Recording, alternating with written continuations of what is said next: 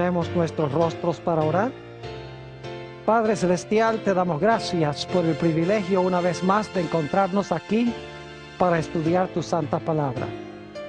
Pedimos, Señor, la compañía de tu Espíritu Santo. Danos claridad de pensamiento y danos corazones tiernos para recibir la semilla de la verdad. Te lo pedimos en el precioso nombre de tu Hijo, Cristo Jesús. Amén. Durante los últimos dos temas hemos estado estudiando en cuanto al cuerno pequeño y la bestia. El cuerno pequeño se menciona en Daniel 7 y la bestia se menciona en Apocalipsis el capítulo 13. Ahora, en nuestro tema de hoy queremos estudiar sobre una segunda bestia que se encuentra en Apocalipsis el capítulo 13 y los versículos 11 al 18. Dicho sea de paso, quiero extenderle un saludo muy cordial, no solamente a los que nos acompañan aquí el día de hoy, sino a aquellas personas que nos están acompañando vía satélite, por televisión, en diferentes partes del mundo de habla hispana. Vamos a hacer en nuestros próximos dos temas, este y el siguiente, lo que hicimos con los dos temas anteriores. Ustedes recuerdan que cuando estudiamos sobre el cuerno pequeño y la bestia, el primer tema presentamos las características. Y luego el segundo tema, miramos a ver a quién en la historia le cuadraban esas características. Es decir, con quién se cumplían esas características. Vamos a hacer lo mismo en el tema de hoy y nuestro siguiente tema. El de hoy vamos a analizar las características de esta segunda bestia. Y luego, entonces, vamos a mirar con qué poder se cumplen estas características en el curso de la historia. Básicamente tengo 12 características que quiero estudiar con ustedes que identifican a esta segunda bestia de Apocalipsis 13 y el versículo 11 hasta el versículo 18. Vamos en nuestras Biblias, Apocalipsis, el capítulo 13 y el versículo 11. Apocalipsis, el capítulo 13 y el versículo 11, para analizar nuestra primera característica. Y voy a leer todo el versículo, y hay varias características en este solo versículo. Dice allí: después vi otra bestia que subía de la tierra, y tenía dos cuernos semejantes a los de un cordero, pero hablaba como un dragón. La primera característica que quiero que notemos es que en el versículo 11 se nos dice: después vi otra bestia.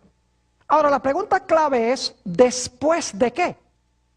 Tiene que ser después de lo que ocurrió en los versículos anteriores.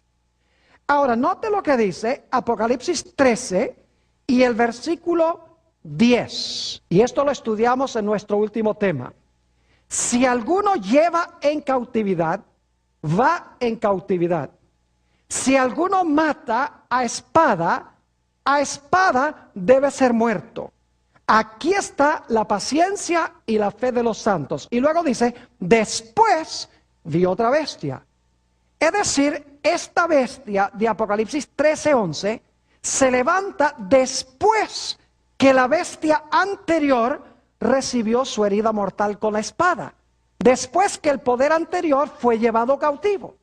Porque nos dice el versículo 10 que esta primera bestia de Apocalipsis 13, 1 al 10, recibió una herida mortal que ya hemos visto ocurrió en el año 1798, cuando el general Berthier llevó cautivo al Papa Pío VI y terminó muriendo en Francia en el año 1799.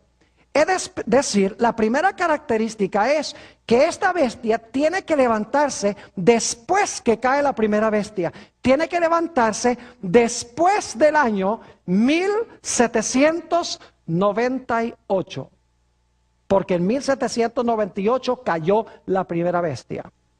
Ahora, la segunda característica de esta bestia nos dice allí en Apocalipsis 13:11 que después se levantó otra bestia. Ahora, hemos estudiado anteriormente qué representa una bestia en las profecías. Por ejemplo, en Daniel 7 y el versículo 17, hablando de las 4 bestias de Daniel 7, el león, el oso, el leopardo y el dragón, dice, estas 4 bestias, 4 reyes o reinos son.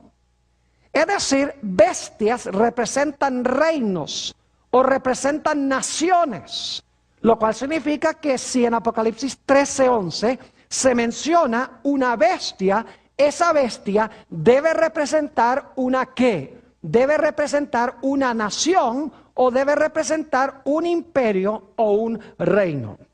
Es decir, debemos buscar un reino o debemos buscar una nación que se levanta después que cae la primera bestia en 1798, porque dice, después vi otra bestia. Es decir, la bestia, esta se levanta después que cae la primera bestia. Ahora, notemos nuestra tercera característica. La encontramos en Apocalipsis 12 y los versículos 14 al 17. Apocalipsis, el capítulo 12 y los versículos 14 al 17. Y quiero que noten que hay una secuencia aquí. Hay una secuencia en 3 etapas que quiero que quede bien claro. Apocalipsis 12 y el versículo 14 dice, y se le dieron a la mujer 2 alas de grande águila para que volase de delante de la serpiente al desierto, a su lugar, donde es sustentada por un tiempo y tiempos y la mitad de un tiempo.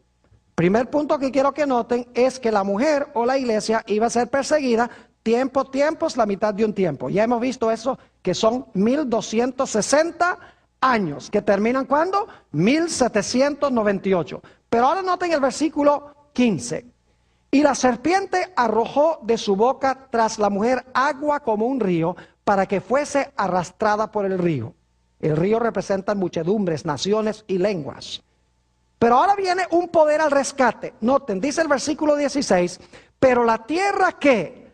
Ayudó a la mujer, pues la tierra abrió su boca y tragó el río que el dragón había echado de su boca. Es decir, la tierra ayuda a coartar o a parar la persecución.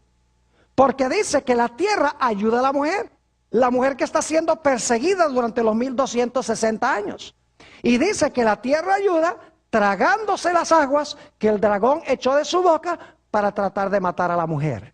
Es decir, tenemos 1260 años seguido por la tierra ayudando a la mujer. Pero hay una tercera etapa en Apocalipsis 12. Noten el versículo 17. Dice, entonces, es decir, después que la tierra ayuda a la mujer, dice, entonces el dragón se llenó de ira contra la mujer y se fue a hacer guerra contra el resto de la descendencia de ella, los que guardan los mandamientos de Dios y tienen el testimonio de Jesucristo. 3 etapas. 1, dice que el dragón persigue a la mujer por 1260 años. Luego dice que la tierra ayuda a la mujer tragándose las aguas de persecución. Y luego dice que como consecuencia de esto, el dragón se aira contra la mujer y se lanza contra ella después que la tierra ayuda a la mujer.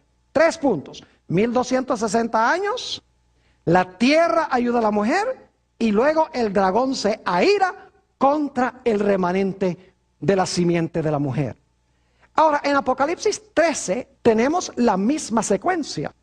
Noten Apocalipsis 13 y el versículo 7. Apocalipsis 13 y el versículo 7 dice, se le permitió hacer guerra contra los santos y vencerlos. También se le dio autoridad sobre toda tribu, pueblo, lengua y nación. ¿Y por cuánto tiempo es que esta bestia domina? Noten el versículo 5. También se le dio boca que hablaba grandes cosas y blasfemias. Y se le dio autoridad para actuar ¿cuánto tiempo? 42 meses. Entonces los 42 meses son el mismo periodo que los 1260 días. Es decir, es el mismo periodo de persecución contra los santos de Dios. Pero ahora noten el capítulo 13 y el versículo 11. Dice, después vi otra bestia que subía ¿de dónde? De la tierra. Y dice que esta bestia tenía dos cuernos, ¿como de qué? Como de cordero. El cordero, vamos a encontrar, representa a Jesús. Es decir, es un poder que tiene dos principios como los de Jesús. Esta bestia que se levanta de la tierra, pero termina finalmente hablando como un ¿qué? Como un dragón. ¿Ven la misma secuencia? 42 meses. Luego dice, se levanta una bestia de la tierra, como en Apocalipsis 12, la tierra ayudó a la mujer. Y luego dice, en Apocalipsis 12, 17, que el dragón se airó contra el remanente de la simiente de la mujer. Y aquí en Apocalipsis 13, 11, dice que el dragón abrió su boca en contra del pueblo de Dios. Es decir, habló esta bestia como un dragón. Es decir, que esta bestia tiene que levantarse, escuchen bien, tiene que levantarse después de los 1260 años de persecución de la mujer. Tanto Apocalipsis 12 como Apocalipsis 13 lo deja claro, con las tres etapas. 1260 años, la tierra ayuda a la mujer, el dragón se aira contra el remanente de la mujer. Apocalipsis 13, 42 meses, se levanta una bestia de la tierra. Y luego, esa bestia que se levanta de la tierra, que al principio se porta como un cordero, dice que termina hablando como un ¿qué? Termina hablando como un dragón. Es decir, Apocalipsis 12 nos deja muy en claro que esta bestia tiene que levantarse después de los 1260 años y por un tiempo debe ayudar a la mujer. Solo termina después de un periodo de tiempo persiguiendo a la mujer. Vamos a la característica número 4. Otra vez leyendo Apocalipsis el capítulo 13 y el versículo 11, dice, después vi otra bestia que subía de la tierra. Ahora, necesito decirles algo sobre esa palabrita subía. En realidad esa palabra se usa en otros textos de la Biblia para describir el crecimiento silencioso y lento de una semilla. Note, por ejemplo, San Mateo el capítulo 13 y el versículo 7. Mateo el capítulo 13 y el versículo 7 se usa esta misma palabra para hablar del crecimiento de una planta. Dice, y parte cayó entre los espinos, es decir, la parábola del sembrador. Parte cayó entre espinos. Y los espinos, ¿qué hicieron? Crecieron y la ahogaron. Fíjese que la idea es la idea de una semilla que está brotando o que está retoñando de la tierra en el año 1798. Es decir, en esa fecha, este poder estaba recién brotando de la tierra, estaba recién subiendo de la tierra. No había alcanzado todavía el apogeo de su poder. Además de eso, es interesante notar que dice que tiene dos cuernos como de cordero. Ahora, ¿saben que en el idioma griego hay dos palabras principales que se traducen cordero o se traducen oveja? La palabra probatón es la palabra común para una oveja adulta crecida. Pero la palabra que se usa aquí no es la palabra probatón, que significa oveja crecida, adulta. La palabra que se usa aquí es arnion, que es el diminutivo. Es decir, se podría traducir corderito. Se podría traducir a cordero joven. En otras palabras, no es una oveja. Son dos cuernos de cordero. Lo cual significa que en 1798 este poder está recién ¿qué? Está recién levantándose y está en su juventud. Es decir, el hecho que se usa la palabra subía como una planta silenciosamente de la tierra, y el hecho de que se menciona que es un cordero, es decir, no es una oveja, no es un carnero completamente crecido, indica de que este poder, cuando se levanta en 1798, es un poder que joven, que no ha alcanzado todavía el apogeo de su poder. La característica número 5 la encontramos también en Apocalipsis 13 y el versículo 11. Volvamos allá yo les mencioné que hay varias características en Apocalipsis 13 que queremos analizar. Dice en el versículo 11, después vi otra bestia que subía, ¿de dónde? Subía de la tierra. Ahora, eso está interesante, subía de la tierra. Y ustedes dicen, ¿por qué es tan importante eso? Bueno, permítame preguntarles esto. ¿De dónde se levantaron las bestias de Daniel capítulo 7? Si ustedes leen Daniel 7, versículo 1 y 2, van a encontrar que estas bestias se levantaron ¿de dónde? Se levantaron del mar. ¿Y qué era lo que estaba combatiendo en el mar? Dice en Daniel 7, 1 y 2, que los vientos se combatían en el gran mar. Es decir, que estas naciones de Daniel 7 se levantaron en medio de guerras entre naciones. Porque las aguas representan multitudes, naciones, lenguas y pueblos. Los vientos representan guerras. Es decir, las 4 bestias de Daniel 7 se levantan en medio de guerras y de batallas. Ahora es interesante notar que esta bestia de Apocalipsis, el capítulo 13, no se levanta del mar, se levanta de la tierra. No hay vientos. Obviamente no necesita conquistar a ninguna de las otras naciones. No pelea con las otras naciones. Ustedes saben que el oso peleó con el león y le quitó el poder. El leopardo peleó con el oso y le quitó el poder. El dragón peleó contra el leopardo y le quitó el poder. Pero aquí no dice nada de que esta bestia haya tenido que pelear contra un poder anterior para ascender al trono. Se levanta de la tierra, no se levanta del mar, a donde hay el combate de los vientos. Dicho sea de paso, en la profecía las aguas representan muchedumbres, naciones, lenguas y pueblos, según Apocalipsis 17 y el versículo 15. Lo cual significa que si esta bestia se levanta de la tierra, tiene que ser un lugar donde no hay muchos ¿qué? Donde no hay en ese tiempo muchos habitantes, porque no hay aguas. Es la tierra, es un lugar seco donde hay ausencia de ¿qué? Donde hay ausencia de aguas, ausencia de guerras, a donde no se está tratando de conquistar alguno de los poderes anteriores. Y dicho sea de paso, tiene que levantarse en un lugar distinto, porque si se fuera a levantar allá a donde se levantaron las otras bestias, se diría que se levantó también del mar.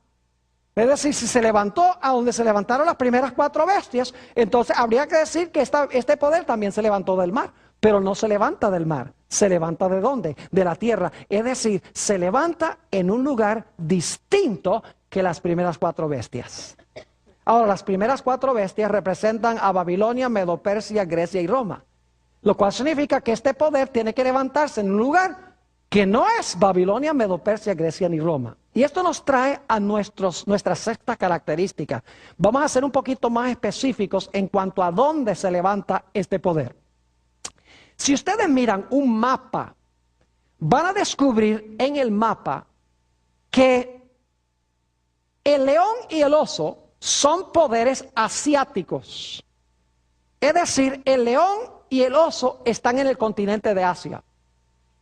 Si siguen mirando el mapa, se van a dar cuenta que el leopardo y el dragón son poderes europeos. Es decir, la profecía se está moviendo de oriente hacia occidente, porque Asia queda bien al oriente, luego después de Asia vienen los 2 poderes de Europa, lo cual indica que probablemente esta bestia debemos buscar su cumplimiento ¿dónde? Más al oeste que Europa. Porque la profecía se está moviendo de Asia a Europa y de Europa se está moviendo hacia el occidente. Ahora yo pregunto, ¿el continente americano está al occidente de Europa? ¿América está al occidente de Europa? Nada más les adelanto un poquito. Ustedes pueden mirar un mapa y se van a dar cuenta que sí. Es decir, la característica número 5 y número 6 nos deja muy en claro que esta bestia no se levanta a donde se levantaron las primeras bestias. Porque las primeras bestias se levantan del mar, esta se levanta de la tierra. Las primeras bestias se levantaron en Asia y en Europa. Esta bestia se levantó en otro lugar distinto. No puede ser Asia ni Europa. Y si nos movemos hacia el occidente, vamos a encontrar el continente ¿qué? El continente americano. Ahora vamos a nuestra siguiente característica, Apocalipsis 13, y vamos desmenuzando este versículo. Apocalipsis 13 nuevamente y el versículo 11. Dice después de 1798, vi otra bestia. Una bestia representa una nación, es decir, tiene que ser una nación, que subía. Quiere decir que estaba recién retoñando cuando se levantó. ¿Se levantó de dónde? De la tierra, es decir, no se está levantando en Asia ni en Europa, se está levantando en un lugar diferente. Y luego dice, y tenía 2 cuernos semejantes a los de un ¿qué? 2 cuernos semejantes a los de un cordero. Esta es nuestra séptima característica. 2 cuernos semejantes a los de un cordero. Ahora vamos a dedicar un poquito más de tiempo a esta característica porque es supremamente importante. En el libro de Apocalipsis se usa la palabra cordero 29 veces. Y en cada una de esas ocasiones, la palabra cordero se le aplica a Cristo Jesús. Es decir, no hay ni una excepción, posiblemente esta, pero les voy a mostrar que esta no es la excepción. En todos los casos, el cordero en Apocalipsis es un símbolo o una representación de Jesús. Es decir, que aquí, cuando dice que tiene 2 cuernos como de cordero, significa que tiene 2 cuernos como de Jesús. Y ustedes dicen, ¿qué es eso de 2 cuernos como de Jesús? Permítame explicar lo que quiero decir. En las profecías, cuando ustedes encuentran cuernos, eso significa reinos. Les doy un ejemplo. Daniel el capítulo 8. Habla de un carnero, que es una oveja, es decir, es un cordero macho. Y dice allí que este carnero tenía 2 cuernos. Y luego explica en Daniel 8 y el versículo 20 que los 2 cuernos del carnero representaban a los medos y los persas. Es decir, que los 2 cuernos representaban 2 reinos divididos, pero unidos en una sola bestia. 2 reinos distintos, pero unidos en la misma bestia. Es decir, en las profecías, cuernos significan reinos. Y ustedes dicen, pero Pastor Bor, ¿cómo es que esta bestia tiene 2 cuernos como de cordero? ¿En qué sentido quiere decir esto que este poder se compone de 2 reinos? Ahora, escuchen bien. Se nos dice aquí que los cuernos eran como de cordero. ¿Y el cordero representa a quién? Representa al Señor Jesús. Y entonces tenemos que hacer la pregunta, ¿qué 2 reinos reconoció Jesús? ¿Es una pregunta válida? ¿Cuáles 2 reinos reconoció Jesús? Sí, porque los cuernos representan ¿qué? Reinos. Pero son cuernos como de ¿qué? De cordero. ¿Y el cordero representa a quién? A Jesús. Es decir, tenemos que buscar 2 reinos que reconoció ¿quién? Jesús, que se encuentran en esta bestia o en este reino. Inmediatamente nos preguntamos, ¿qué 2 reinos reconoció Jesús? Y fíjense que los 2 cuernos están separados, están en una sola bestia, pero están separados en la cabeza. Son 2 cuernos independientes uno del otro. Noten lo que dice Mateo, el capítulo 22, San Mateo 22 y el versículo 21. San Mateo, el capítulo 22 y el versículo 21. Quiero que noten los 2 reinos que reconoció Jesús. Y vamos a empezar leyendo en el versículo, para el contexto, en el versículo 17. Vienen unos a Jesús y le muestran una moneda, le dicen, ¿debemos pagarle tributo a César, sí o no? Dice en el versículo 17, dinos pues, ¿qué te parece? ¿Es lícito dar tributo a César o no? César era el poder civil, ¿verdad que sí? Pero Jesús, conociendo la malicia de ellos, les dijo, ¿por qué me tentáis, hipócritas? Mostradme la moneda del tributo. Y ellos le presentaron un denario. Entonces les dijo, ¿de quién es esta imagen y la inscripción? Es decir, ¿de quién es esta cara y la inscripción que está encima de la cara. Le dijeron de César. Y les dijo, dad pues a César lo que es de César y a Dios lo que es de ¿qué? Lo que es de Dios. ¿Qué dos reinos reconoció Jesús? Jesús reconoció, en primer lugar, el reino civil, representado por César, y por el otro lado reconoció que Dios también tiene un ¿qué? Tiene un reino. Pero los dos reinos deben estar ¿qué? Separados uno del otro.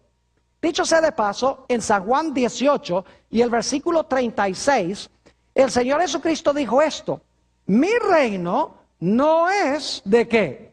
No es de este mundo. Es decir, el Señor Jesucristo está diciendo, yo tengo un reino y el mundo tiene un reino.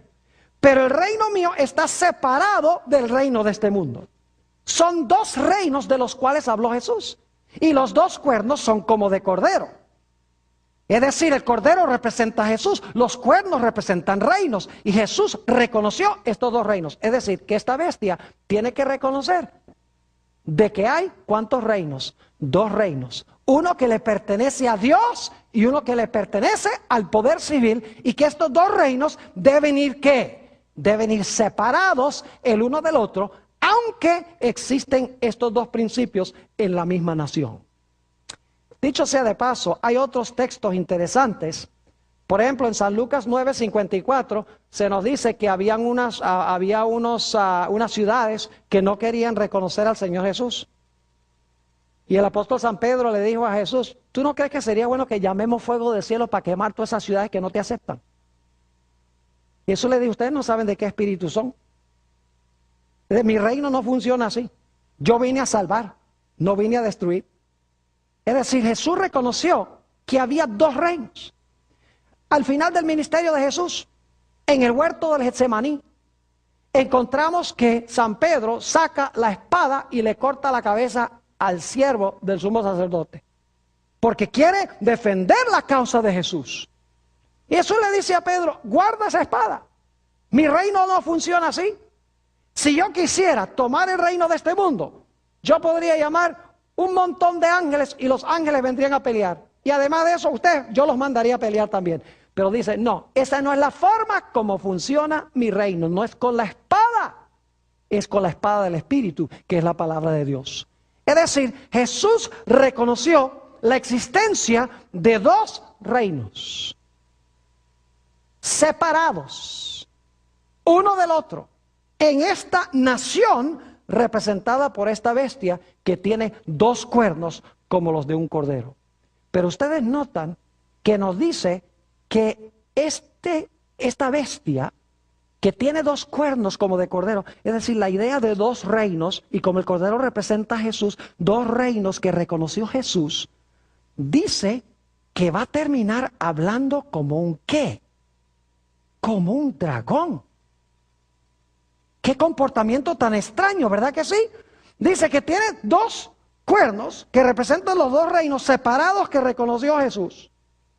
Pero debe ser que en algún momento va a rechazar esa idea y en vez de comportarse como un cordero, va a terminar hablando como un ¿qué? Como un dragón. Ahora yo pregunto, ¿qué representa el dragón? El dragón representa dos cosas, según hemos estudiado. En primer lugar, el dragón representa a Satanás, la serpiente antigua, el diablo y Satanás, dice en Apocalipsis 12. Pero hemos estudiado que la cuarta bestia, que es un dragón, en realidad representa ¿a qué nación? Representa a Roma. Porque fue el dragón que trató de matar al niño. ¿Y qué imperio fue el que procuró quitarle la vida a Jesús a través de su rey, a través de Herodes? Fue el imperio romano. ¿Me están siguiendo lo que estoy diciendo? Y luego durante la Edad Media, los 1260 años, ¿Roma continuó? Sí, pero ya no era Roma pagana, sino que era Roma ¿qué? Roma papal. ¿También persiguió al pueblo de Dios? Sí, dice allí en Apocalipsis 12 que el dragón se lanzó contra la mujer, pero no se lanzó directamente, sino que fue a través de Roma papal. Ahora yo pregunto, si dice en Apocalipsis 13 que esta bestia va a hablar como un dragón, no solamente significa que va a hablar como Satanás, sino que va a hablar como ¿quién? Como Roma. ¿Me están entendiendo lo que estoy diciendo? Porque el dragón representa a Satanás obrando a través de ¿qué? A través de Roma. Así que si esta segunda bestia va a hablar como un dragón, va a hablar como hablaba ¿quién? Como hablaba Roma. ¿Cuál Roma? La Roma papal, vamos a ver. Característica número 8. Apocalipsis 13 y el versículo 3. Si quieren ir allí conmigo, Apocalipsis el capítulo 13 y el versículo 3 nos explica que este poder iba a ser un poder global, un poder de alcance y poderío mundial. Dice en Apocalipsis 13 y el versículo 3, hablando de la primera bestia, y vi una de sus cabezas como herida de muerte, pero su herida mortal fue sanada y se maravilló, ¿qué cosa? Toda la tierra en pos de la bestia. Y vamos a encontrar que esta segunda bestia le ayuda a la primera bestia a recuperar su poder. Y el alcance de este poder tiene que ser global para mandar a todos los habitantes de la tierra a adorar a la primera bestia. Es decir, tiene que ser un poder global. Ahora escuchen bien, qué interesante que entonces tenemos dos poderes globales. Tenemos un poder global que gobernó 1260 años, recibió una herida mortal. Luego tenemos otra nación que se levanta cuando cayó la primera bestia y luego esa nación se convierte también en un poder global para ayudarle al primer poder a recuperar su trono y su autoridad. Es decir, hay que buscar dos poderes que son de alcance global, de alcance mundial. Una que gobernó más de 1000 años en el pasado y una que recién estaba surgiendo en 1798, pero iba a crecer fenomenalmente. En Apocalipsis 13 y el versículo 7 nos dice que esta primera bestia tenía dominio sobre toda nación, tribu, lengua y pueblo. La primera bestia de Apocalipsis 13. Lo cual significa que esta primera bestia gobernó sobre todas las naciones. Lo dice allí.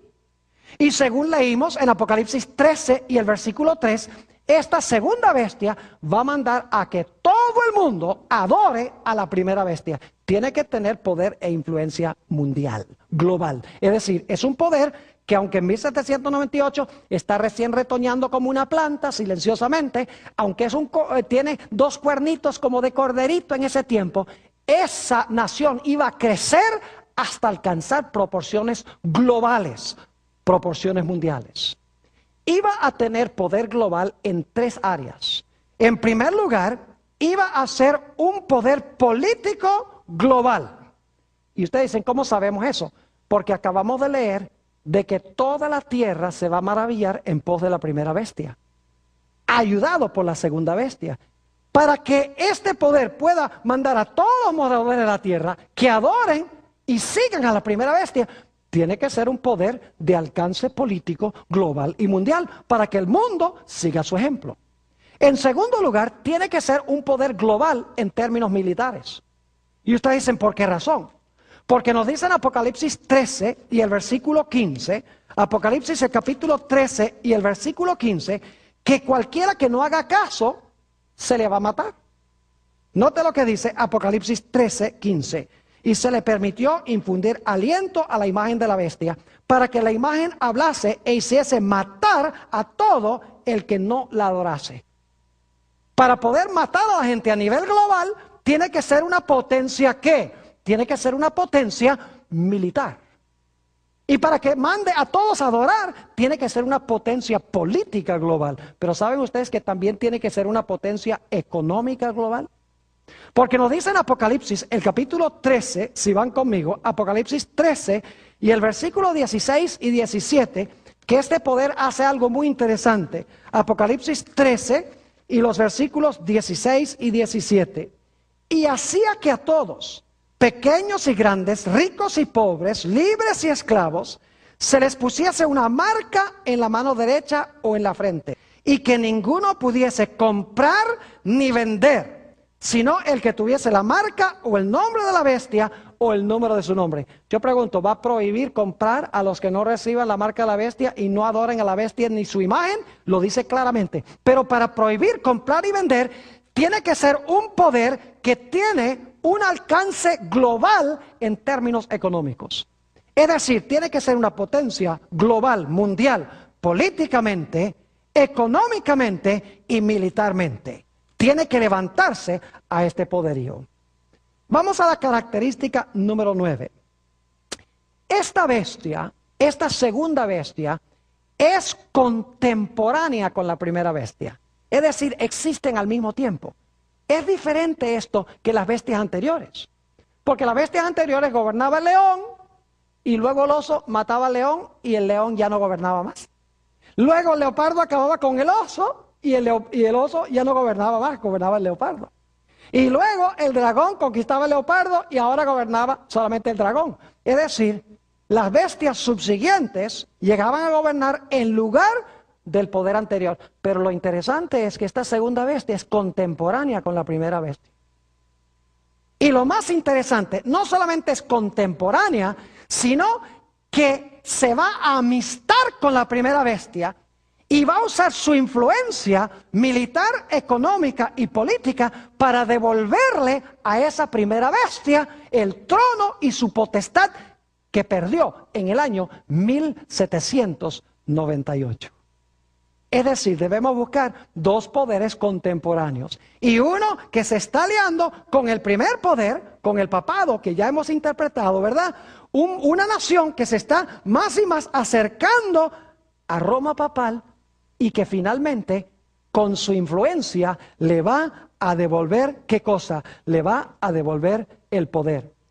Es más, ¿saben ustedes que Apocalipsis 13 nos deja muy en claro que esta segunda bestia, en realidad todo lo que hace es para impresionar a la primera bestia? Diferente que todos los poderes anteriores. Los poderes anteriores querían acabar con el poder anterior. Apocalipsis 13 dice que esta segunda bestia de Apocalipsis 13, todo lo que hace es para impresionar a la primera bestia y para ayudar a la primera bestia. La primera bestia gobernó 1260 años y cayó. La segunda bestia en 1798 se estaba levantando. Y luego iba a ayudar a la primera bestia a recuperar su poder. Ahora, quiero que noten lo que dice en Apocalipsis 13, 12 y 14. Apocalipsis 13, 12 y 14 sobre esta alianza entre estas dos bestias. Dice en el versículo 12 de Apocalipsis 13, y ejerce toda la autoridad de la primera bestia. ¿Y luego qué dice? En presencia de ella. Y hace que la tierra y los moradores de ella adoren a la primera bestia cuya herida mortal fue sanada. Fíjese que lo que hace, lo hace en presencia de ¿quién? En presencia de la primera bestia. Noten también lo que dice el versículo 14. Dice, y engaña a los moradores de la tierra con las señales que le ha sido permitido hacer. Nuevamente dice que en presencia de la bestia. Ahora, ¿saben? Una mejor traducción de esa expresión, en presencia de la bestia, sería a favor de la bestia. La nueva versión internacional, que es la más popular hoy en día, en inglés por lo menos, y también existe en español, dice que la segunda bestia hace todo a favor de la primera bestia. Es decir, debemos buscar dos poderes, uno que gobernó 1000 años en el pasado, uno que se levantó en 1798, que ahora alcanzó proporciones globales, poderes que se van a aliar. Y la segunda nación va a ayudar a la primera nación a recuperar su trono y su poder. Característica número 10. Apocalipsis 13, 14 nos dice claramente que esta segunda bestia va a mandar a hacer una imagen de la primera bestia. Note lo que dice nuevamente Apocalipsis el capítulo 13 y vamos a leer el versículo 14, Apocalipsis 13, 14. Dice, y engaña a los moradores de la tierra con las señales que se le ha permitido hacer en presencia de la bestia, mandando a los moradores de la tierra que hagan ¿qué cosa? La imagen a la bestia que tiene la herida de espada y vivió. Es decir, esta nación va a mandar a hacer una imagen de la primera bestia, del poder papal. La bestia que se menciona en Apocalipsis 13 y el versículo 1 al 10. Ahora yo quiero preguntarles, ¿qué es una imagen? Una imagen es un reflejo. Una imagen es una copia. ¿No es así? Entonces esta segunda nación, en algún sentido, va a mandar a hacer una copia ¿de qué? De la primera bestia. Así que si sabemos cómo se comportó la primera bestia, vamos a saber cómo se va a comportar la segunda bestia. Porque la segunda bestia va a ser una imagen de la primera bestia. Ahora la pregunta clave es, ¿qué fue lo que caracterizó a la primera bestia? Para que podamos saber entonces cómo se va a hacer una imagen o un reflejo de esa bestia. Bueno, hemos estudiado esto. ¿La primera bestia unió la iglesia con el Estado, sí o no? ¿Mezcló los dos poderes? Y claro que sí. Yo pregunto entonces, ¿esta segunda bestia será que los dos cuernos, en vez de tenerlos separados, los va a entremezclar y va a hablar como un dragón?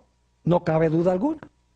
Yo pregunto, ¿la primera bestia procuró cambiar los tiempos de Dios, el calendario profético de Dios, el orden de los eventos, cómo se iban a cumplir en la historia? Claro que sí. Es un poder que dijo, no, todo eso se cumplió ahí atrás. O no, todo eso se va a cumplir ¿cuándo? Todo eso se va a cumplir en el futuro. Es decir, cambió el calendario profético de Dios. Yo pregunto entonces, ¿será que esta segunda bestia, cuando haga una imagen de la primera bestia, también va a enseñar un falso panorama profético? Claro que sí. La primera bestia pensó que podía cambiar ¿qué cosa? La ley de Dios. Específicamente, ¿cuál mandamiento? El mandamiento del sábado, como hemos estudiado. Yo pregunto, entonces, esta segunda bestia, como hace una imagen de la primera bestia, ¿será que también va a enseñar a todos de que deben guardar el día que estableció la primera bestia? Claro que sí. Yo pregunto, ¿la primera bestia fue una bestia perseguidora contra el pueblo de Dios? ¿Cómo no? Yo pregunto, esta segunda bestia, si hace una imagen de la primera bestia, ¿va a ser un poder perseguidor contra el pueblo de Dios? ¿Sí o no? Claro que sí. Es decir, debemos buscar un poder que se va a comportar como la primera bestia. Va a ser una imagen de la primera bestia en términos de que va a unir la iglesia con el Estado, en términos de que va a procurar presentar un falso panorama profético, en términos de que va a pensar cambiar el día de reposo de Dios y en cuarto lugar, que va a usar el poder del Estado para perseguir al pueblo de Dios, porque va a ser una imagen de la primera bestia. Y una imagen es una ¿qué? Una imagen es una copia o es una representación del primer poder. Vamos a la característica número 11. Característica número 11. Apocalipsis 13 y el versículo 16 y 17. Apocalipsis 13 y los versículos 16 y 17. Dice, y hacía que a todos, pequeños y grandes, ricos y pobres, libres y esclavos, se les pusiese, ahora escuchen bien, una marca en la mano derecha o en la frente. Y que ninguno pudiese comprar ni vender, sino el que tuviese la marca o el nombre de la bestia o el número de su nombre. Es decir, este poder o esta nación iba a mandar a todos a recibir la marca ¿de quién? La marca de la bestia. Ahora, no hemos estudiado específicamente la marca de la bestia todavía. Eso lo vamos a estudiar en uno de nuestros temas futuros. Pero sí nos hemos dado cuenta en los dos temas anteriores que estudiamos de que la Iglesia Católica profesa que su señal de autoridad, su marca de autoridad es que ha podido, según ellos, cambiar el día de reposo del sábado ¿al qué? Al domingo. Esto lo vamos a estudiar más adelante, cómo esta nación en realidad se va a unir con esa primera bestia y va a implementar la marca de autoridad de la primera bestia. Ahora, no vamos a decir más sobre la característica 11 por ahora, porque lo vamos a estudiar un poco más adelante. Nuestra última característica, y luego las voy a repasar todas, porque probablemente ya perdieron el conteo, pero la característica número 12 la encontramos en Apocalipsis 16 y el versículo 13. Apocalipsis, el capítulo 16 y el versículo 13. A esta segunda bestia se le da un nombre muy interesante. Fíjense que en Apocalipsis 12 y 13 tenemos en realidad tres bestias. Tenemos en Apocalipsis 12 el dragón. Apocalipsis 13, 1 al 10, la bestia. Y Apocalipsis 13, 11 al 18, la segunda bestia que se levanta de la tierra. Dragón, bestia y la segunda bestia. Ahora, noten los nombres que se le dan a estos poderes en Apocalipsis 16 y el versículo 13. Y vi salir de la boca del dragón. Ese es Apocalipsis 12. Y de la boca de la bestia. Apocalipsis 13, 1 al 10. ¿Y de la boca de quién? Oh, ¿cómo se le llama a la segunda bestia? Oh, se le llama falso profeta. 3 espíritus inmundos a manera de ranas. ¿Con qué nombre se le denomina a esta segunda bestia? Se le llama el ¿qué? El falso profeta.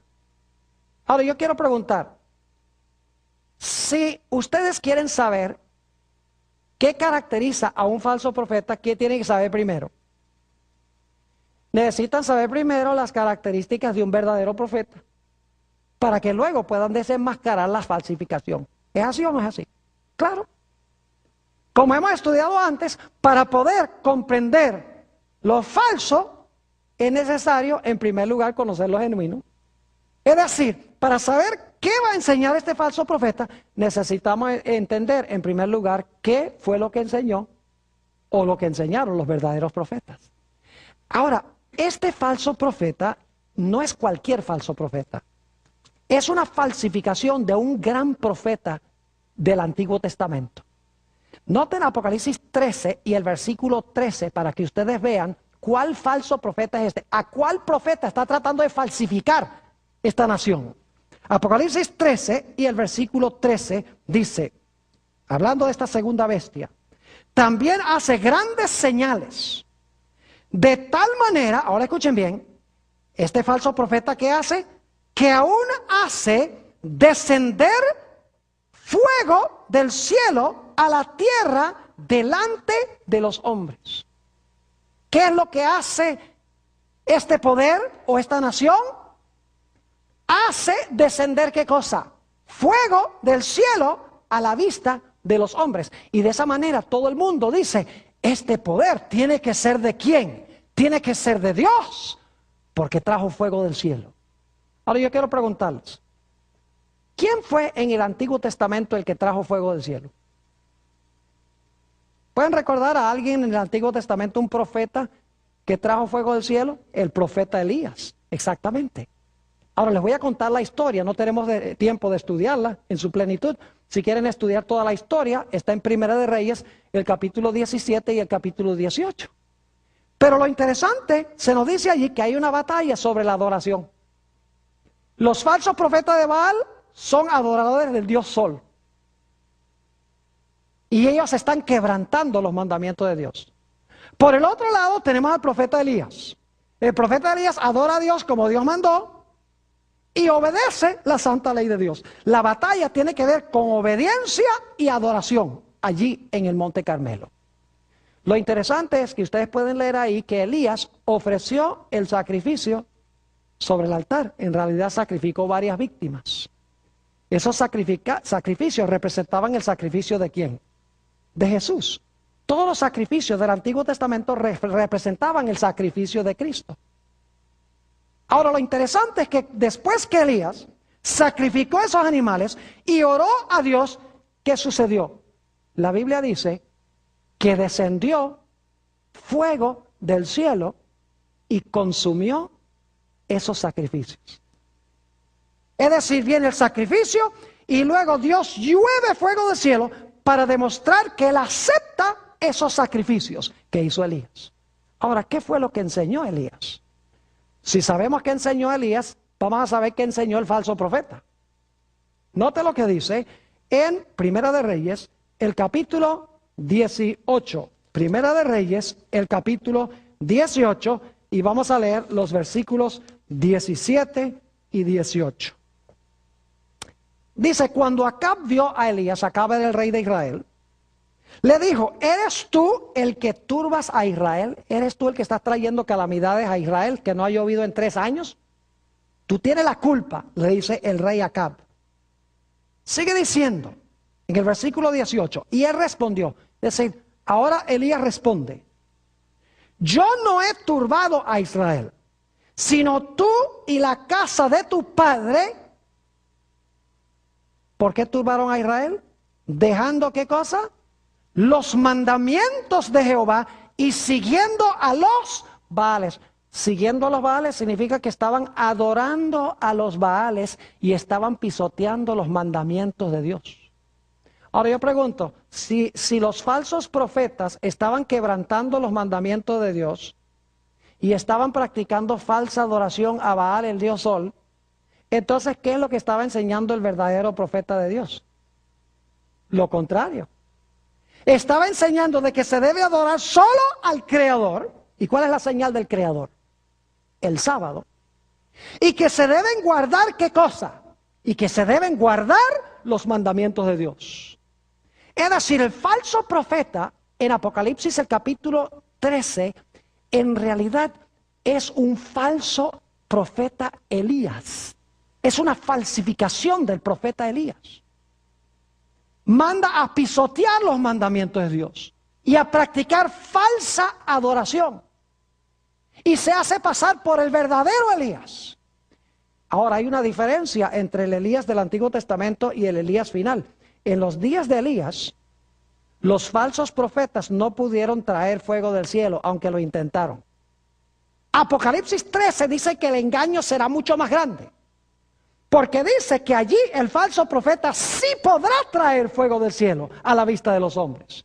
Y entonces se tendrá que decidir cuál de estos dos poderes es el verdadero. El verdadero profeta de Dios que trae fuego del cielo o el falso profeta que trae fuego del cielo. Los dos están trayendo fuego del cielo. ¿Quién tendrá la razón? Hay dos formas de saberlo. Número uno, tienen que buscar al Elías. Elías representa un movimiento, una iglesia, al Elías que proclama el mismo mensaje que proclamó el Elías del Antiguo Testamento. Adorar al Creador y guardar los mandamientos de Dios, todos. Y si tienen a otros que dicen que no hay que guardar todos los mandamientos y se puede adorar en un día que no es el que estableció Dios para la adoración, inmediatamente podemos saber que ese es ¿qué cosa? Ese es el falso profeta Elías, por más que traiga fuego del cielo a la tierra delante de los hombres. ¿Están entendiendo lo que estoy diciendo? Ahora, antes de terminar, necesito compartir otra cosa muy interesante con ustedes. El Señor Jesucristo nos dice en los evangelios, murió en la cruz del Calvario. Eso fue representado por los sacrificios que hizo Elías. Ahora, cuando el Señor Jesucristo murió, resucitó, ascendió al cielo, ¿qué señal dio Dios de que Él había aceptado el sacrificio de Jesús? ¿Qué señal le dio en la tierra a sus seguidores de que Él había aceptado el sacrificio de Jesús? Dice la Biblia que en el día del Pentecostés descendió sobre la iglesia, ¿qué cosa? El Espíritu Santo. ¿Y en qué forma descendió el Espíritu Santo? Dice que descendieron del cielo como grandes lenguas ¿de qué? De fuego. Y esta es la indicación de Dios de que yo he aceptado el sacrificio y este es mi pueblo. ¿Y saben lo que es interesante? Como resultado de Dios aceptar el sacrificio de Jesús y de enviar lenguas de fuego del cielo, los discípulos empezaron a hablar en lenguas y tuvieron el don de sanidades. Porque Pedro y Juan enseguida estaban sanando a un paralítico en el templo. Es decir, Cristo es sacrificado, cae fuego del cielo, el don de lenguas verdadero y el don de sanidades. ¿Será posible que el falso profeta va a profesar aceptar el sacrificio de Jesús? Y va a traer fuego del cielo ante la vista de los hombres para que la gente piense, esto es el poder del Espíritu Santo. Y que hable en lenguas y que sane enfermos, pero no es de Dios, sino del diablo. Eso es lo que apunta el libro de Apocalipsis. Que el falso profeta lo que va a hacer es traer un falso reavivamiento del Espíritu Santo, aún al punto de hacer descender fuego del cielo. Va a haber un reavivamiento religioso grandísimo en esta nación. pero va a ser falso. Porque las señales no demuestran que es de Dios. Lo que demuestra que es de Dios es que el pueblo enseña los mandamientos de Dios. Enseña a practicar la verdadera adoración. Y saben, hay una forma muy fácil de saber si estamos en el lado de Dios o no en los últimos días. Si estamos entre los que persiguen, estamos en el lado del diablo. Si estamos entre los perseguidos, estamos de parte de Dios. Vamos a repasar nuestras características que hemos estudiado. Número 1, es una bestia, que significa que tiene que ser una nación.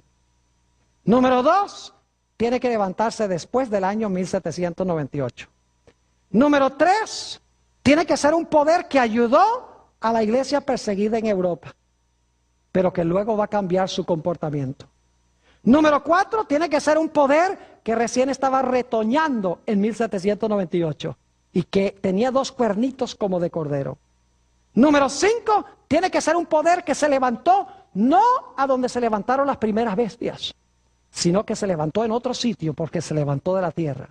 6, tiene que ser estar más al occidente que Europa. 7, tiene que tener 2 principios de que hay 2 reinos, el reino de Dios y el reino civil, y que deben mantenerse separados para no hablar como un dragón. Número 8, debe ser un poder de alcance global, militarmente, económicamente y políticamente. Número 9, tiene que ser una nación contemporánea con la primera bestia que va a tratar de devolverle su poder. Número 10, tiene que mandar a hacer una imagen de la primera bestia. Número 11, tiene que imponer la marca de la bestia. Y número 12, va a ser un falso Elías.